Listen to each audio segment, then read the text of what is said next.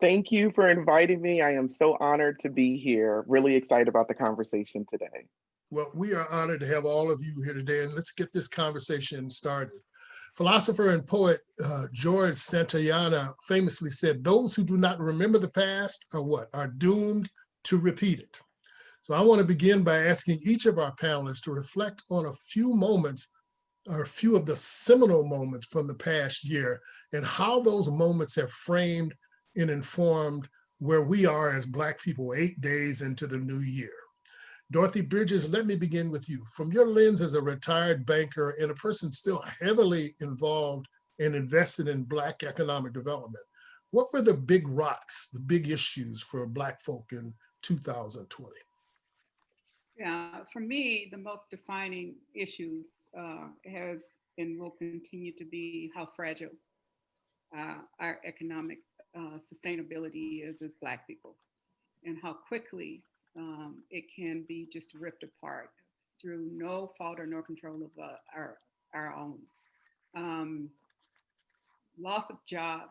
I witnessed for a number of months now, individuals who have been on this trajectory and this path of success through their jobs and really doing well, all of a sudden find themselves back unemployed. And not just unemployed, but very little opportunity to really get that job during this crisis. So that's one defining moment, the fragility of all of this. The next defining moment is just how revealing and how illuminating this pandemic has been in terms of things that we've all talked about for such a long time in terms of disparities in all segments of our society, education, health, social and inequality in the criminal system. We've always talked about it. And for me, it's been that drum that we continue to beat, but oftentimes fell on deaf ears of the mainstream. And the reason why the George Floyd event was so impactful is they had nowhere to hide. They had nothing to really say, well, if you saw it raw, real and up close, what happened? And I have to tell you, a number of my white colleagues, the number of times I received telephone calls to say, this is not us. I'm shocked. I didn't realize. And that's because, you if it didn't happen to you and you didn't see it happen, it probably didn't happen. But this was so in your face. So that was the second defining moment for me. The third one is a little bit of hope. I have never in a long time seen us as a people rally around each other in the way that we have been doing this past year. And so if anything, these double pandemics, I'm calling this the inequality a pandemic as well, until we get on the path to recovery from that as well. If anything, it's taught us is that, we got ourselves to really solve this problem. It is our problem. We will solve it, and we will hold people accountable. You sound a little bit like a preacher there, Dorothy Bridges. You took us through a dark valley, but you ended with hope. I'm liking that. Let me return to the valley, if I may, just for a minute, with a quick follow-up question. Okay. By some estimates, and my estimates might be a little, but by some estimates I've seen, there are over $20 billion in deferred mortgage and rental payments at the end of 2020, with the number climbing as the moratoriums were extended into the new year. A whole lot of that deferred rent and mortgage payments is among African Americans. I'm wondering what could be the impact on the Black financial capacity and wealth when those dollars become due sometime in the new year. Yeah, I think it would be a devastating impact, especially for those whose last meager, means is certainly at risk. You have mortgage companies, and you've got investors in these mortgage, because generally if you have a mortgage, it's probably sold in the secondary market. So it's part of a pool that investors are looking to reap a return. That's why they invested. And so the investors themselves really were faceless as mortgage holders and homeowners. And it will be very, very interesting to see how the financial services community and also more importantly, how the regulators will be reviewing what next steps need to be provided. I can tell you that financial services industries, they're already building this in. The eventuality of some of these things just won't come back. So they've already built it into their risk modeling.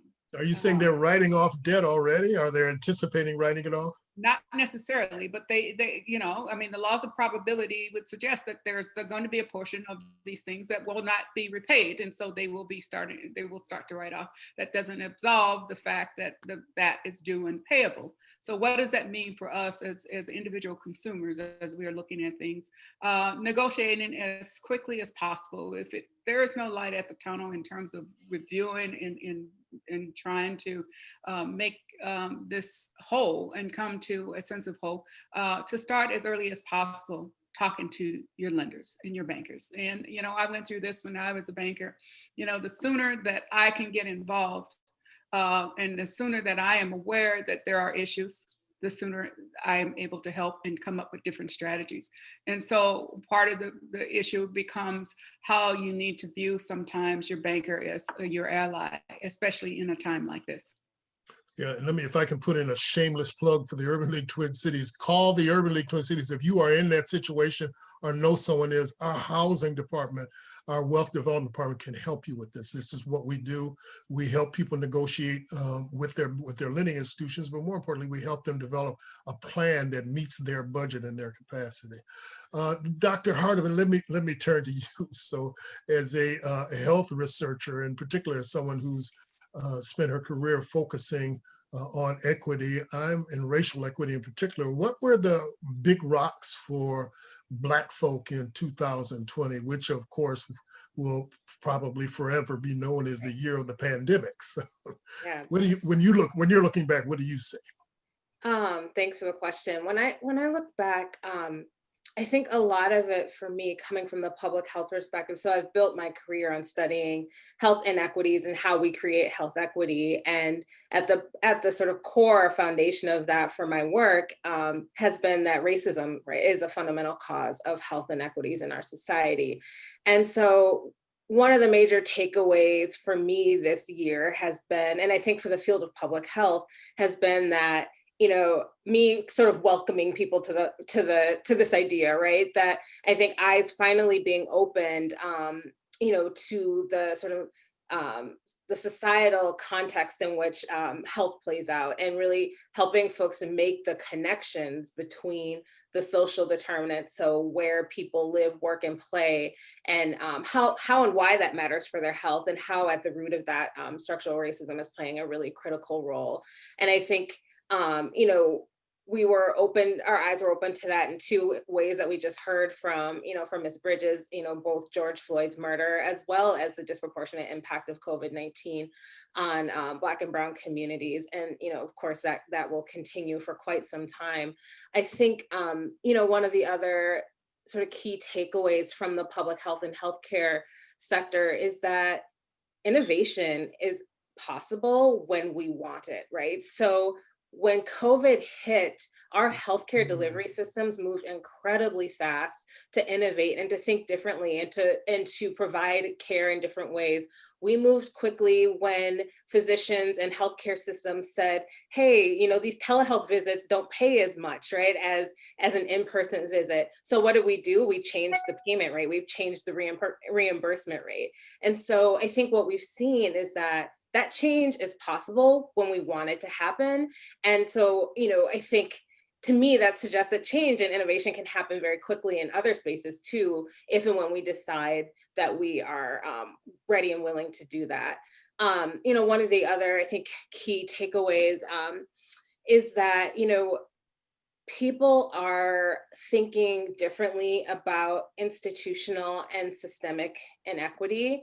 and thinking within their organizations and naming it and thinking about ways to change it. And discussions are being had in places that I personally never thought they would be, or thought we might be, 10 years out from that. I think that the discussions around, particularly in the public health field, around policing and police violence as a public health issue and a public health crisis have been incredibly important and powerful over the past year. And, and I think, certainly, to your point, these aren't new issues, right? These aren't new things particularly for the Black community. But what we've seen is that people who don't have the lived experience of being Black or brown in America are opening their eyes to that lived reality. And I think that's incredibly important and hopeful for me. And the other piece that I take away from 2020 is simply the resilience of Black folks, right? And the fact that despite all of this, we're still here. Yeah, I like that lifting up the resilience, but going back to one of your first big takeaways about where we have the will and the desire to innovate, that it's possible. Isn't it also true that we added to that will and desire, one, political will, but also financial muscle? And so we have created huge, 8-figure incentives for pharmaceutical companies to come up with a virus. But we also clear the hurdles for regulatory hurdles for them to do that. Wouldn't it be nice if hypertension or Sickle cell were on that list as well? Yeah. I mean, those are additional components. But that's not the follow-up I had intended to ask you. You just spurred that question to me. The follow-up I wanted to ask was that, the pandemic unmasked and revealed longstanding inequities and disparities in health and in healthcare for African Americans, both here and across the country.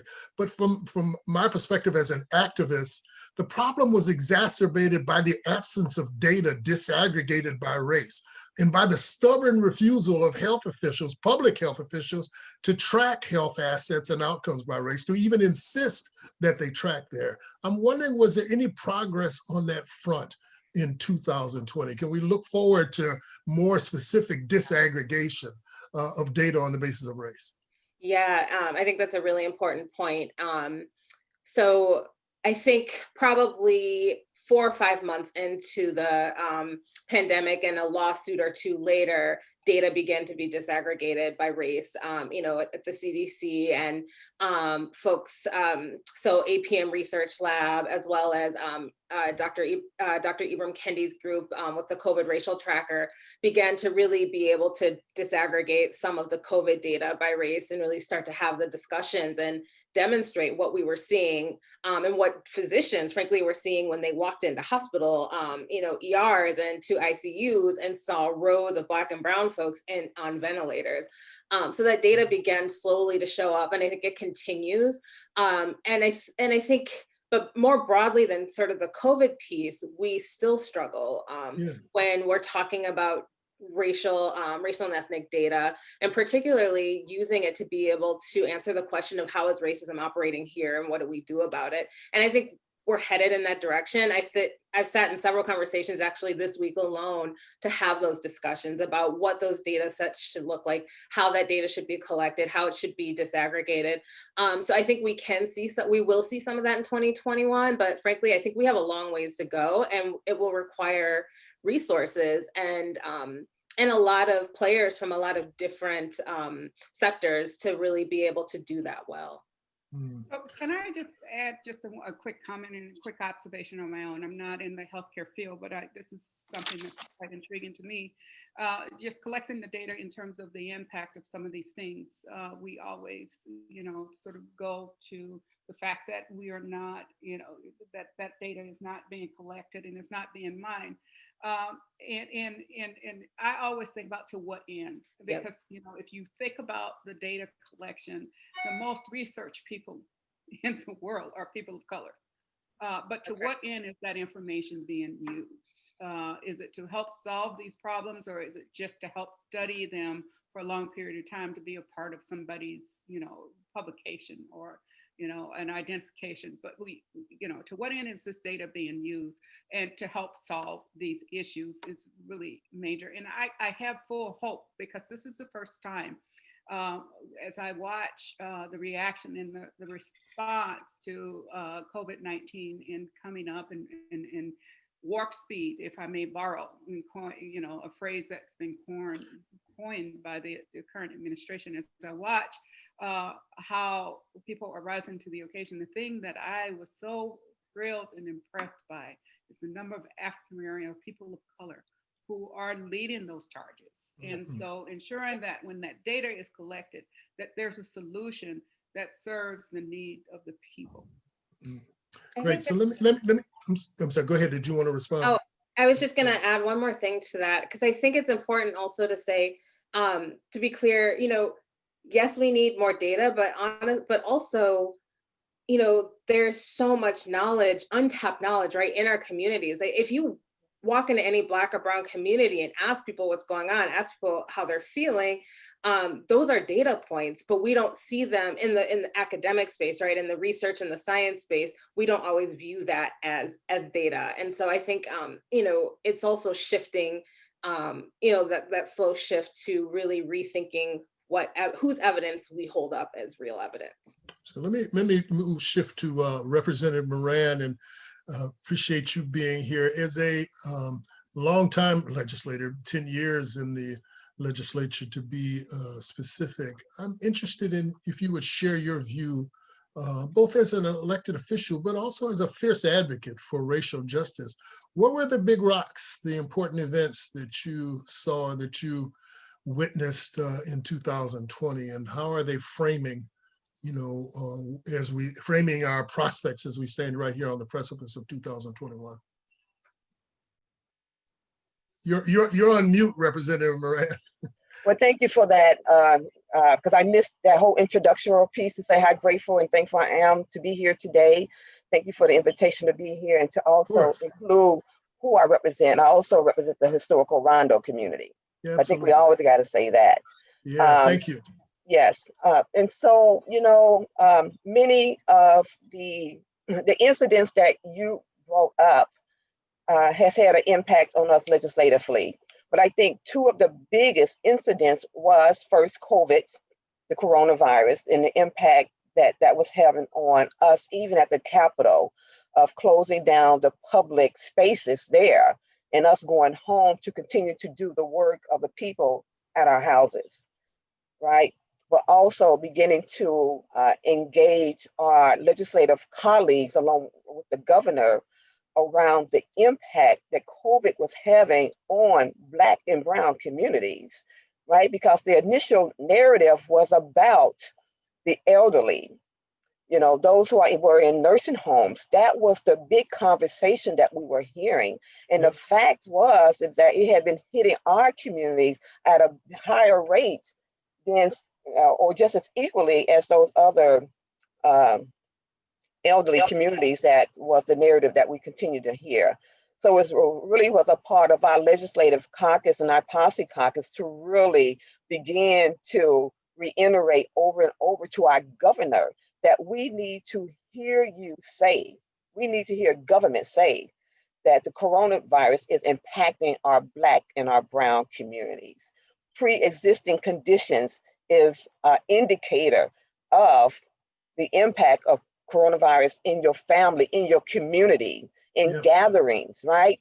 So that was one of the number one big factors. And then with the death of George Floyd was the other big impact that we felt, not only in our communities, in our state, in our country, and around the world, but legislatively, we knew that we had to do something to keep police accountable for bad police officer who shows up in our community and continues to kill unarmed women, men, and children.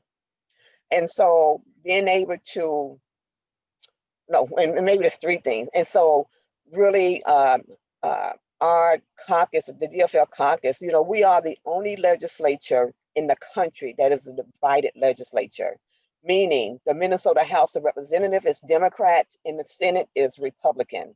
And that means that you are butting heads around values, around things that matters. We don't see the world the same, but we know, and we had to kind of like really convince or negotiate with the Republicans to understand that we all have to be held accountable when we do things that are bad. It's not about so much about whether cops are good or bad. And we can have some ideas and conversations about that. But when bad cops show up and do bad things, they make good cops look bad. And when bad cops show up and do bad things, they make the institution of policing look bad. And they also create an institution that is not trusted. And that is exactly where we are. So we had to do some work around that. And we was able to put in from the 18 provisions that we put forward to have 11 of the provisions become law. When we had other states around the country who was moving on just one bill, like a chokehold bill or something like that. We had to show the wealth of what needed, the transformation that we needed to hold police accountable and the post-war accountable for. And make sure that we was also including community on that. And the third big initiative that we did is that we declared at the state level, we declared racism a public health crisis. Because at the heel of everything that is happening, racism is leading. It is leading. And so we declared racism a public health crisis. We created a select committee where we held hearings. I want to thank Dr. Hardeman for coming in to testify and leading on infant mortality and the impact in Black women dying at birth. It's a big part that we hope to see bills moving through the legislature in 2021 to talk about that. But at the heel of everything, whether it's healthcare, whether it's economics and our money, whether it's housing, whatever it may be, at the foundation of it is racism. And we're not talking about individual racism, we're talking about institutional and systemic racism. I am a believer, and as many of us in the legislature, including the 21 members who are members of color. I got it wrong. That's right. It is now 21. It was 19. All right, I missed 2. Sorry about that. Now 17 in the Minnesota House of Representatives. And for the first time in Minnesota history, we have 8 Black legislators in the Minnesota House alone, right? With 2, no, that's in the House and the Senate. Yep. So we have like double in numbers. And that is important because we bring our lives and experience into that capital. We are mothers, we are fathers, we are uncles. All of that makes a difference about how we see the world. And also how you inform and how you work with your colleagues as well. Absolutely. And informing how they see the world. Absolutely, which is often different. And so a big part of our work is and has been to, people say all the time, well, why do we have to be the one to educate them? Because it's not their world. They don't think about it. They don't see the inequities. I introduced a small, simple bill called the Crown Bill, where hair is still being discriminated. Yeah, we testified on that bill. You testified, thank you, right? But my white colleagues was like, really? That's happening? That's impossible, right? Because when you're not the one being discriminated against, you don't know that discrimination is still existing. It exists. It is real. Let me ask you this. Representative, if I may, let me follow up with you on a slightly different trajectory. I'm sure you were appalled by the attack on the United States Capitol and the appallingly ineffectual response of law enforcement. But even though that was at the state capitol, what happens there has an impact on people's confidence in government everywhere. I'm wondering, where are we in terms of establishing or restoring public confidence in government to get the job done, to serve and do the people's business? I truly understand people's distrust of government. More importantly, should I say, I understand why Black people distrust government and do not like government, or don't believe that government is for us, because there's a long history there. There's a long history in inequity. And we saw that inequity clearly as we saw George Floyd with Officer Shavik knee on his neck. We saw the inequities when a group of white mobs began to camp on the Capitol stairs, climbing walls, breaking windows, moving into that body, we saw as they was able to infiltrate the Capitol, the United States Capitol. But we also saw when Black lives showed up, how the military came out, how they used gas, whatever the gas bombs on us. They use, rubber bullets. So that inequity was as clear then as it has been for us as Black people over the last 200 years. And the only way that we're going to change that through the wealth of our experience and knowledge is to do as our ancestors did, to begin to stand up and be the voices for the future of our kids and our communities and our families.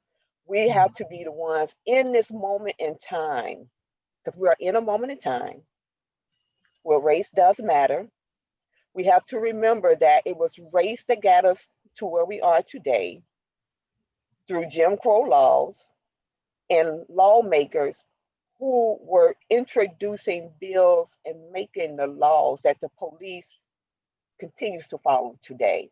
It is the laws and policies and practices that plays out in our community that were then, and there are still laws and policies and practices on the books today that we have to look at and say, maybe, I don't believe that many of the laws and policies and the way we see operating in this world has been fair and just.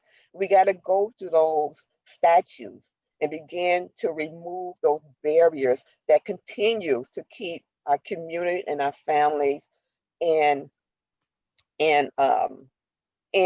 this inequity piece of that is foundation within us.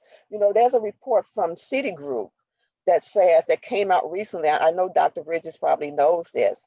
That the report says that the U.S. economy lost $16 trillion. $16 trillion was lost. And that's an estimate, right? By not investing in Black businesses. Yeah, it costs more to maintain the system of inequities than it would be to have a system of inequitable system. Let me move real quickly. There's a cost associated with racism. Absolutely. Dr. Traynham, let me get to you. I've been dying to get you into this discussion because I know you got a lot to say about this. But if you would begin by sharing your perspective as an educator, what were the big events, the big rocks for Black folk in 2020? So first, I just got to say this conversation is powerful, and I'm like feeling like I'm in church and wanting to clap and wave my hands because go ahead. Is right on time, right? Take your shoes off, wave your hands, and run around. There you go. Because that's how I'm feeling. And one of the things that Dr. Hardeman said, this idea of innovation and how quickly we were able to move in education. We didn't see it. Literally, we saw overnight being told on a Friday that school is going to end come Wednesday and we're going to be moving online, and people made it happen like that, right? There was no question. Now, I want to point out that prior to the pandemic coming along, as districts, as schools, we don't have the money. We can't provide kids with Chromebooks to take home. We can't provide them with materials to take home. And overnight, we figured out how to make that happen. And I think what's important in really, for me, that was a pivotal moment in watching history take place and watching, and I'm just going to be frank here, lies that we are telling ourselves be put to rest, right? This idea that we can say over and over again, we are incapable, we don't have the ability to, it's just too much, that we literally said, in order to safeguard and to ensure the safety, we're going to make this happen, right? And we did it. We did it without question, without apology. We reached out to companies and businesses. Can you support us? Telecom services that provide internet. Can you give us ways so that our kids can get connected, so that families can do? And all of these things matter. And yet we seem to act as though this just kind of came out of nowhere. What we literally came to see is that we saw the lies be pulled back, The cover is getting pulled back to expose the capabilities of this country and to expose what we're willing to do when it's not Black people that's asking for it, but our white counterparts are the ones that are really that are looking like they're in the need of it, right? So when that came forward, we're ready to move. And I think that this is, from my perspective, this is powerful because, you know, education really does function as a way to maintain status quo. We don't function in the sense of, as the representative has talked about, as both Dorothy and Rachel has talked about, this idea of we need to have experience. We don't know this experience. And so therefore this is foreign to us. We allow for it to be foreign because we do not offer critical ways of thinking and analyzing within this system called education. Because if we were to approach this system as one that is saying, we have to critically analyze what's happening, look to multiple perspectives about what the experiences have been, we would have people entering, whether it's government, whether it's health, whether it's finance, whether it's education, in a much different place than where they're at right now. And I don't know if that's answering your question, but it was just like, that was like all over me to be like, this is just too much. You are clearly preaching to the choir. Not only are you getting nodding heads and amens among your fellow panelists, but the chat line is blowing up as well with amen. So let me ask this follow-up question similar to what I asked Dr. Hardeman. But we know that the pandemic unmasked substantial inequities in our educational system, particularly when the schools were forced to go to remote learning.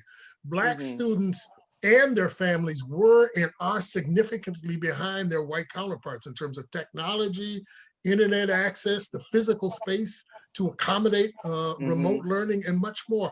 What have we learned from this experience, and has there been any improvements? Is there any hope on the horizon in that space? I think that a few things that we've learned is that, you know, again, it actually goes back to what the panel has said before, this idea of people not believing until they experience, right? So I don't necessarily believe that this is real or understand this to be true until I experience it. And I think that's taken place in the form of just access to the internet, right? Like, can I get access to a stable, high-speed internet that for a lot of folks, they took that for granted, right? For a lot of folks, when I think about, or I've heard my students or families say, you know, we have other jobs, or, you know, our kids are helping to watch, you know, their siblings, and that we kind of we're like, oh yeah, figure it out. But now when it's us, right, that has to be at home and manage our children while also trying to do our jobs, it then becomes something by which we're saying, oh, this is really hard. Oh, you know, now I know, right? Now I can relate and I can connect with what folks are saying. As we're thinking about this idea, because one of the things that I've heard consistently is this idea of a learning gap, right? That we're highly concerned about. Where are our students going to be? There's two ways that I've been talking this through and managing it. I think the first is understanding that a learning gap is something that we believe and we perceive as taking place when we do not use students' experiences as part of their learning, right? So right now, our kids are having an experience. They are experiencing this world in ways that I'll say for my own self, growing up in the 80s and 90s, that I didn't experience nothing like this, right? And so this is a learning opportunity for educators and for the system to connect what is happening right now to the concepts that we believe our kids need to be learning. And because those things aren't happening, because we are so willing to try to take what we do in a brick and mortar and put it right online, we're seeing exactly what we're seeing, which is students that are checking out, educators that are struggling to stay connected. You write this kind of sense of hopeless and helplessness that's taking place because we're trying to reproduce the inequities that was happening in the building online. And I think the responsibility for us right now is to really look at the inequities that were in place, the way by which we operated, the way by which we approach learning, the way by which we center the educator as the all-knowing, and then say to, you know, our students and families, we have all the knowledge, so you should listen to us, versus you have more knowledge than we can ever have. And so give it to us so that we can connect our school experience with the real experience of the everyday life of which you are operating within, right? If we did it that way, it would allow for our kids to say, when you're asking me to learn about, so here's a perfect example. When I talk with social studies folks, I always say, you start with the present and you work your way back. And so often we start with what was bad. Let's talk about the civil rights movement.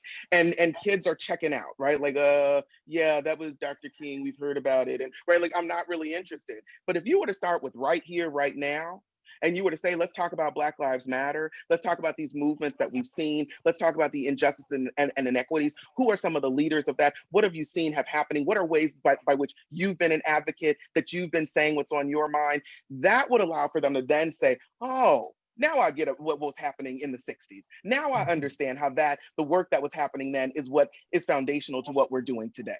But when those things aren't happening, when we're not connecting their lived experiences to the concepts that we have deemed that they need to know, we're never going to be able to move this forward. Schools and districts have to be at a point that, as we are looking to, quote unquote, get back to normal, that normal is out the door. We're not looking to get back to normal. We're looking at redoing. Actually, not even redoing. Normal is we're not even overrated. redoing. Exactly. Yeah. We are looking at creating something that says we are not interested in remediation, which is trying to give kids all the stuff they missed, but we are actually looking at acceleration. You learned a lot during this time. And now how do we connect what you learned to the concepts that we believe you're supposed to know? And those two things have to take place if we want to see some change happen. So Dr. Traynham has already moved us into 2021. Let me continue that trajectory and ask the panel a question that's been put in our chat room. Kathleen O'Brien first lifted it up, others have amplified it. But in order to address inequity and injustice in this coming year, who ought to take the lead? Which sector is the question? Is it government? Is it the private sector? Is it the nonprofit sector? And if it's government in particular, should it be what level of government? Is it state, local? Is this one of those all of the above, or is it a none of the above, or is it a some of the above? And I'm going to begin with Dorothy Bridges, since you've got some experience working in at least a couple of sectors. Yeah, that's a really, really good question. And I will respond, and I'm happy that you threw in all of the above, because it's going to take us all. Because we can't do what our laws that are promulgated by the government. We can't do legally what we need to do. So the government needs to be a part. A good bit of what's built into this racism systemically is perpetrated by the government. A lot of the policies and a lot of the rules and a lot of the regulations that are there are systemically racist, and they need to be overhauled and they need to be looked at. I can tell you the one body that is responsible for holding everybody else accountable are the people. And you know, if anything that this 2020 has taught me is how readily swift the mainstream white people are at pushing back in a very, very aggressive way, filing lawsuits and calling people out and going to their congressmen and their senators to say, we won't allow this to happen. We want change and we want it now. You know, one of the things, I had such a visceral response to the George Floyd. I actually got very emotional around a table where I sit, where I'm just one of the few Black people of color, and just a singular Black person. And my response was so visceral that I got very, very emotional. And I said to them, I said, you know, I choose to be on the right side of history. It is very unfortunate that I can't do this for myself, that I have to work through you, white people, to get it done. So I am putting you on notice that you need to step up. You need to open this up so that we can speak for ourselves. And so we as an individual and as a people, we owe it to ourselves and to our future generations to really take a page from their hymnal and say, we're not going to allow for you to do this stuff to us anymore. We're going to use all of the means that we have at our disposal to hold you accountable. So, Dr. Hardeman, a question specific to healthcare is that has to do with Black folks. So Black folk are in this unusual space, it strikes me right now, where we've got this tension between an emerging or nascent voice that is saying, that's articulating that we need vaccine justice, or equity. That is to say that we need, since we are disproportionately impacted by the virus, we get it at higher rates of transmission, and we're dying from it disproportionate, then we ought to get a disproportionate share of, in a specific and disproportionately high share of the vaccine. So you got that argument on one hand. And then on the other hand, you got various polls I've read said that over 50% of Black folks are reluctant about taking or don't plan to take the vaccination at all. So we're in this tension between give us our fair, equitable share. And I ain't taking the virus anyway, because I don't trust medicine. I don't trust government. I don't trust information I'm hearing online or elsewhere. And I don't trust, my common sense says this is not the right thing to do. And so in that space, you know, where do you come down on this issue? Full transparency, I plan to take the vaccination as soon as I can get it. Okay, because I personally believe that the risk of not taking it are greater than the risk of taking it. And also because I have a duty and obligation to the people that I love and care about and that are in my bubble. But having said that, from a public health perspective, you know, how do Black people navigate this tension? Both are real. Yeah, they both are very real. And I think you described those tensions beautifully. And we know that, you know, medical racism in our healthcare and other institutions have created a situation in which Black people and other communities of color have a significant distrust, right, of vaccines, of healthcare. And I think what we haven't heard, though, is our medical institutions own up to that. I think in some sort of, you know, academic settings that's happened, but, you know, in a very communal and public way, that has not happened. Say hello. And so I think until that happens and until there is this significant reckoning, you know, we have a long ways to go in dismantling that distrust and changing and shifting vaccine hesitancy. But, you know, you asked where I come down on it, and I agree with you. I think, you know, as a public health professional in particular, I have a responsibility to the health and well-being of the populace, of the population, and thinking about how I can do my part to keep other folks healthy. I do think we have to think very seriously and very critically about what's worse, right?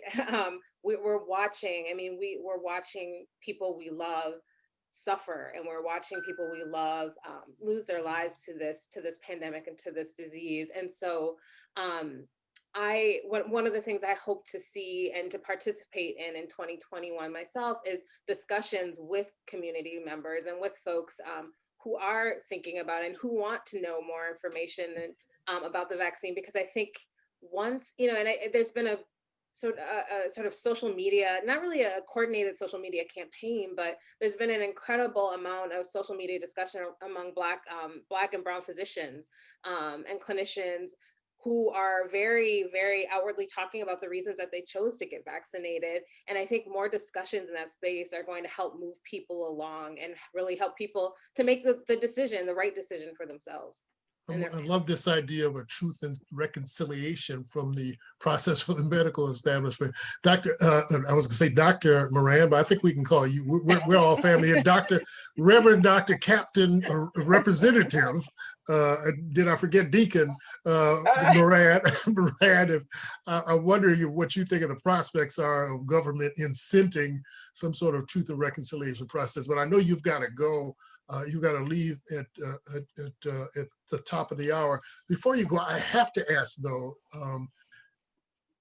should Black folks feel optimistic about the Biden administration? Is it going to be, is that administration going to be different? Is it going to make a difference for us? And what are the prospects for Black folk of having Kamala Harris, you know, the first first woman vice president, but also the first African American and South Asian vice president? Is this going to have a tangible? I understand, you know, you're operating at the state level, but you obviously have some expertise in this area, and I know you have an opinion about everything. And so share with us your view. Should we be optimistic? Should we be looking for tangible change, and what would that be? Yes. And I would say we always have to be hopeful. We always have to believe like that better days are going to happen. We have to believe that a Biden administration is going to be better than a Trump administration, right? But that's not a very high bar, Representative. I know. I know, but we got to start there, because some people say it doesn't make a difference, and it does make a difference. But what makes a difference is us knowing, believing that our voice matters. And our first part of that voice mattering is that we show up at the poll and we vote. And we know it matters because people are working too hard to take away that simple voice, that simple vote, right? We saw what just happened in Georgia by a group of Black women who in Georgia was organizing Black people to know their worth and their value. Yeah. And when we do that, we get what happens there in Georgia, right? But that is only the first step. That is not the end. I think no one said it's better than Obama when we voted Obama in 2008, and then all the white people came after him and said that you will not be able to do anything in this body, right? You will not be able to function. And that same, I want us to be go into this with our eyes wide open. That same type of battle that we saw in 2008 is happening right now. That people and legislators who do not see the world the way we see the world, who wants the world to go back to where it used to be, whatever that means to them, right? That we believe is not inclusive of us, it's going to be happening within the Biden administration. So we as Black and people of color are going to have to stay diligent. We are going to have to stay on the front line.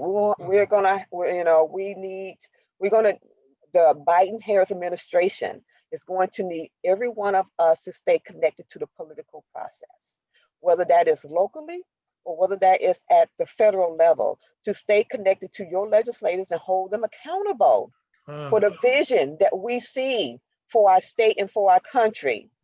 They need to know that we're fighting up here, because at the end of the day, change doesn't, I'm going to say this out loud, and some people may be shocked about this, but change doesn't happen because legislators always are going to do the right thing. They happen because ordinary, everyday people stand up and force us to do the right thing. Yeah. So let's not disappear and say, oh, I voted for that Biden now, like we did Obama, and now I'm going to sit back and see what he's going to do, what he's going to do for me. Right. Those days are over. We are part of the plan. We are the plan, and we have to be all at the table, moving us forward. And let me say about Truth and Reconciliation, pretty soon you're going to see the report from the Select Committee on Racial Justice. It is a 45-page document that Representative Richardson and myself worked really hard on. We told a story about the history of America because we did not want to put just stats down there and people be like, yeah, 23% of Black people got own home and 89% of white people. Well, there's a reason for that. Redlining and so many other policies that were put in place. There's a reason for that. The destruction of the Rondo community that took away people's homes and their wealth. There's a reason. So we told a story, but we also have 80 plus recommendations. And part of those recommendations is the Truth and Reconciliation of $1 billion that we need to invest. I'm just saying, we put it down on paper and we got to start there. So well, I need to go. I would remind you that you are the new chair of the Ways and Means. So if we need that $1 billion, we're going to need your help. That's right. And let me just say. And I just need to know, can I just get $5? I just need $5 myself. Can I get that? The first part for me is Ways and Chairs, which means that any bill that has a fiscal note attached to it will have to come through Ways and Means. Yep. My first question for all chairs would be, how do this impact reducing our racial disparities? Come on. How do this eliminate the inequities that we are seeing? Love that. That's the foundation where I start at, right? But I'm gonna need community for that too, because it's not going to be an easy job. Thank you so much. And I need to go, but thank you so much. Thank you so much. I appreciate it. Thank you. Macare, I got Representative Rangate provided a great segue talking about what the essential things are and what the basic questions are. I'm wondering, in order to turn things around for education, you started out by saying how much we're doing and the innovation is in place, and you noted the innovation in the resilience in our families. I'm concerned, again, as an activist, I'm concerned about, we haven't really measured what has happened. And we know that in particular for Black children, we've lagged behind in terms of performance of white counterparts, but we've also lagged behind in resources that have been made available to us in capacity. And when we start to measure what's actually happened and what happened in 2020, I'm very concerned that we're going to see some substantial losses, or that we could. Let me put it that way. And so I'm wondering, what are 2 or 3 things that you can recommend that we absolutely have to do in 2021, not only just to survive or to make sure that we don't fall further behind, but actually to accelerate our achievement? Yeah, I think a few things is I appreciated Representative Moran saying, we can't sit back. Now that we've went out and we voted, and yay, whoever we voted for got into office, and Biden and Kamala are there, and so now go do the work, and we just get to sit back. This is actually part of the work for us as African Americans that's going to help to do just this idea of acceleration. It is about, now that these folks are in place because of the work that we have done, the work continues. And what does that look like? The more that our kids, one of the things that I think people don't recognize is that it's not just book knowledge that causes for kids to accelerate in their knowledge, it's actually experiences, right? And so the more that I am able to be immersed in and have experience with and be pushed to become innovative, to become creative, to become an advocate, and to not sit idly by as just a consumer of information and knowledge, but I'm actually a producer of that. That is going to actually be what helps to close this idea of a learning gap, to close this idea of falling behind, right? The more that I'm able to tap into, this is what my experience has been, and what does this mean, and what are the ideas that I can come up with in order to start to push things forward, the likelihood of me being able to sit back into a classroom and be like, yeah, you're asking me to just memorize this. I think that we could go in a different way with this, is going to push our kids to be the leaders that they are inherent at being. And so for our families, I think what that means for moms and dads and grandmas and aunts and uncles and grandpas is that for all of us, that we are opening these conversations, have talks, and have open-ended talks, not to tell them what they saw, right? Nah, baby, this is what you're looking at. Instead to say, tell me what you think you're looking at. Tell me what you see that's happening. Tell me how you may have seen this in our community. Walk around your neighborhood and then go into another neighborhood if you have the opportunity to say, what do you notice on our street corners that we don't notice in these other areas? And help kids to start to analyze what's happening so that they recognize this is not something that's inherent, right? That this is who we are as a people, but rather this is the system and the structure that is in place and continues to perpetuate itself because of the way that we either choose to engage to disassemble these things, or we choose to sit by and be passive about these things. That's wonderful. Yeah. Thank you. If I can add something. Yeah, I really truly like the direction that Dr. Traynham is going with a message to our community, and it needs to be that we need to see ourselves in this space in a very, very different light, based on our skills and our experiences that we see and telling our children. But there's another thing. When I was going through elementary school, we had something called civics, where we learned the laws and how laws were made and how to analyze laws so that you would know what your rights were and what you would be able to do about it. That has gone away. And so I think this is a great opportunity for us to reintroduce this to our youth so that they know full well, exactly, based on this experience, I know from the law this is not right, so this needs to change, and that they could really plan to be a part of that change. Dorothy, while you're on, I know that you've got to run as well to prepare for another meeting, but I have to ask, we know that in 2008 with the housing crisis, Black wealth, 52% of Black wealth was wiped out across the country.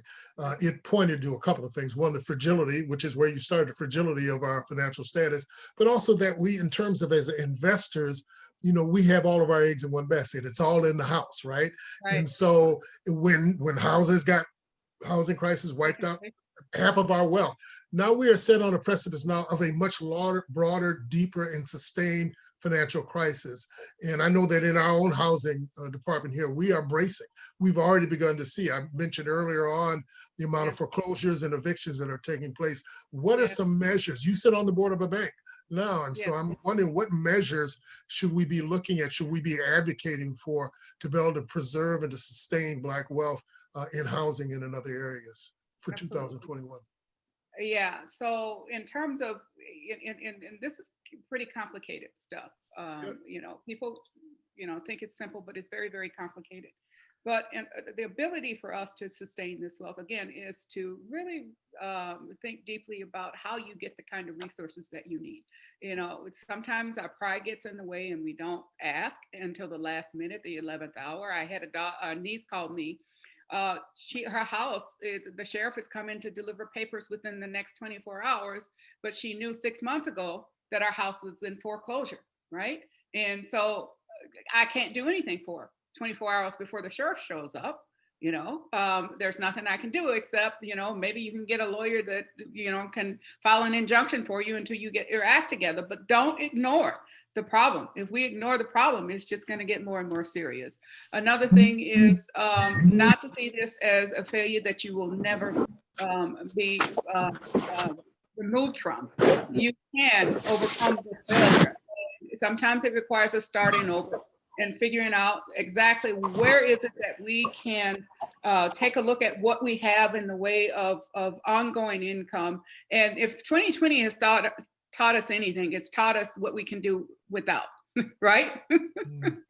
So if some of us like to go out to restaurants and go out to dinner and stuff, you know, COVID, yeah, you're not doing that anymore. Maybe Travel. you learn how to be a better cook or something. So maybe start using those lessons to say, okay, now I need to adjust, and then now I need to rebuild my emergency funding. While I have the help that I have, I know that window is going to be very, very short. Let me start thinking about ways that I can adjust my spending habit and my consumer behaviors so that I can build for the next time. And, you know, above all else, for those of us who are finding ourselves needing to look for a job, when's the last time you looked at that resume? Get that resume out and keep it updated. And look at some of those other things that you have been very successful at doing outside of your job that can contribute and build some attributes for yourself for other jobs. But again, look at some of those resources that might be available to you to help start this new planning. Thank you. So I'm sorry, was somebody trying to jump in? Oh, I was just gonna add, you know, I think also, and I know we lost Representative Moran and her policy lens for this, but I also think this speaks to what we need to see in a new COVID relief package, right? When our new administration comes in, you know, so it's not just that we need to stop or pause evictions or pause our mortgage payments, but really be rethinking and reimagining, creating new systems that allow people both who lost wealth because of COVID-19 to regain it, but also what we know is that for Black communities, the wealth wasn't there to begin with. And so we need to be thinking about ways to create policy as well that allow for wealth to be created in these communities. Thank you. So we are about at the end of our time, but let me ask just a quick going away question for each of you to touch on, and that is, what would look like a victory in 2021? You could just name one or two things that you would love to see, that you'd like to be standing at January 8th, 2022 and say, we got that done in 2021. What would that look like for you? Let me begin with Dr. Traynham, if you would, please. I think what it would look like for me is that kids are excited to be, whether it's distance learning or it's in person, they're excited about school. They're excited about learning, and they feel like a contributor to their learning. That would be what I would be looking forward to. And I assume then that that's the thing that you'll be working on, or at least one of the things that you'll be working on in 2021. Great. Absolutely. Yeah, Dorothy Bridges, if you would, please. Well, Dr. Bridges. Well, thank you for that honorary title. I really appreciate it. The thing for me would be a renaissance of our community from an economic development perspective, that we see the restoration of our businesses on these blocks that were devastated by the aftermath of the George Floyd murder, that we see that we've got people who are engaged, African Americans and people of color, who are on the forefront and in the spotlight to help resolve these issues. And Rachel was absolutely spot on when she said innovation comes at the most necessary of times. And so seeing our Black and brown people being a part of that innovation to help spur economic development. And our communities are starting to take shape, and we're seeing the viability of the community. And Dr. Hardeman, you get the last word. You are standing at 2022, looking back on 21, and what's the thing you're excited to see has happened? I'm gonna keep mine really broad and not just one specific thing, and say, I think for me, it's that we didn't go back to normal, and that, you know, we stopped talking about sort of this getting back to normal, and that we embrace the opportunity to build new things, build new systems, and create what we need as communities of color, as marginalized communities to thrive. Terrific. Well, I want to thank each of our panelists, Macare Traynham, Dorothy Bridges, Rachel Hardeman, and Rena Moran for your brilliance, for your insight, for your candor, and for your strategic thinking. This has just been an exceptional conversation, even among an exceptional set of conversations on Real Talk. Very grateful for you having been here. If you are tuning in or tuned in late, or I don't know, can we actually call it tuning? If you are zooming in late to this discussion, the entire Real Talk can be seen in its entirety on the Urban League Twin Cities website or on our Facebook page. For the website, go to ultcmn.org, and we encourage your feedback on what you have seen and heard today. Drop us a note on our Facebook page or send us an email to info@ultcmn.org. Thank you again for being with us today. We'll see you on our next Real Talk, which will be on Friday, February 5th at 1 p.m. Central Standard Time. So stay positive, everybody, but test negative. I pray you don't get shot, but I pray you get the shot. So until we see each other again on Real Talk, be blessed and thank you. Thank you.